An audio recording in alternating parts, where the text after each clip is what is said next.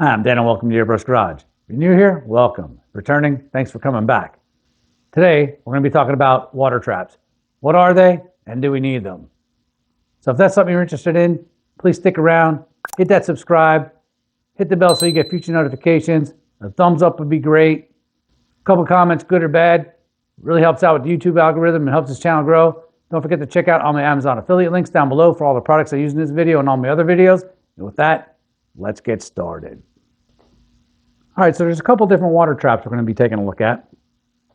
One is going to be a water trap that goes right to your airbrush.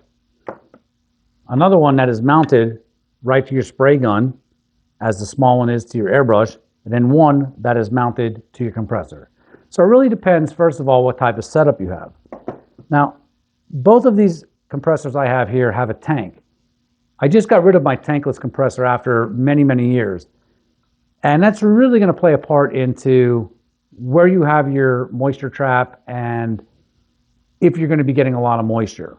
If you have a compressor that is tankless, that compressor is going to run very hot and it's going to create a lot of moisture in the line. I'll get to more of that in just a minute. The next water trap we have is one that's going to mount right on to your compressor. A compressor such as this needs a water trap like this because it needs a regulator. These water traps come with a regulator right here and your pressure gauge. This tank does not have its own regulator, so you're going to need a setup like that. I do want to mention that this compressor has a 1-gallon tank, and the next compressor I'm going to be showing you here has a 2-gallon tank. And I don't run a water trap at the compressor itself, I just plug the line right into the compressor. The reason being is this compressor has its own regulator right on the compressor. So I don't need this particular setup.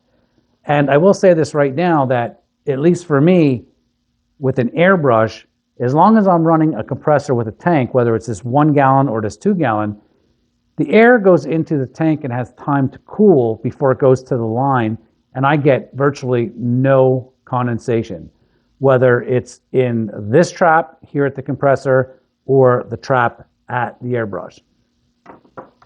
I run the water traps just to be on the safe side, but I never have a condensation problem.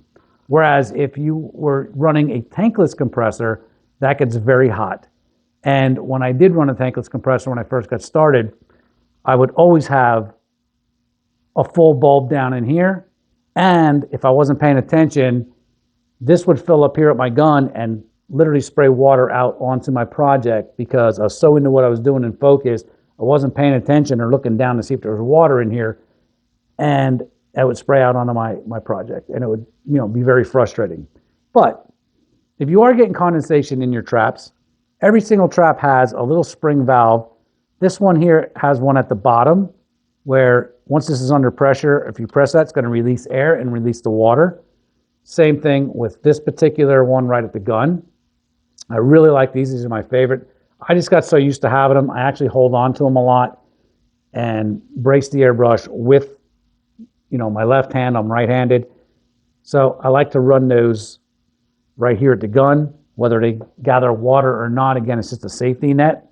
Basically, the same thing here, just a bigger version for my actual spray guns. Now, when I'm running a spray gun, neither one of these compressors are big enough to do or handle a spray gun, even a small spray gun. I will use my bigger compressor. And at that compressor, I have a water trap already hooked up at that compressor. I have a water trap at the compressor, and I have one, I like one right at the gun. And I really like this setup because it has the pressure gauge, so I can look down at any time and adjust my pressure gauge here where I don't have to go over to the compressor to do that, even though there's a gauge over on the compressor. I'd rather have it right by, my hand here where I'm spraying. So as you can see, again, little valve right here. You can see the filter inside. Most water traps, I think all water traps are, clear transparent, so you can see them obviously filled with water because if it fills up to a certain, if it fills up to the point where you're at, which is a lot of condensation, at the filter, when it hits that filter, that's when it's going to blow it up into your line. And that's what happens with especially these small ones. They can fill rather quickly if you're spraying, again, with a tankless compressor, and you're not paying attention, and when it hits that filter, it's going to get sucked right up and out. As long as it stays down below that filter, it's not going to put the water, up into the airbrush. So there's one more I want to show you. And normally I would run the water trap on this gun anyway. After I show you what I'm going to be showing you, you really don't need one. But again, I like to hold on to it and use it with my left hand. But this particular airbrush line, about 1.5 feet up from where it will plug into your compressor, has a water trap already built into the line. It's an inline water trap. And it gives you a little window right here so you can see if there's any moisture in it, and your little spring valve right there to release any water if you would see any water inside of that trap. So with the setup like that, you really don't need one of these particular filters at the gun. It's just, I'm so used to having one there, I like the way it feels. But this is a really cool idea too. Again, I'll pop links down for all of these water traps down below. Go check them out. And I do want to mention something before we go here about, compressors as well, and the condensation that they can create and what to do with it.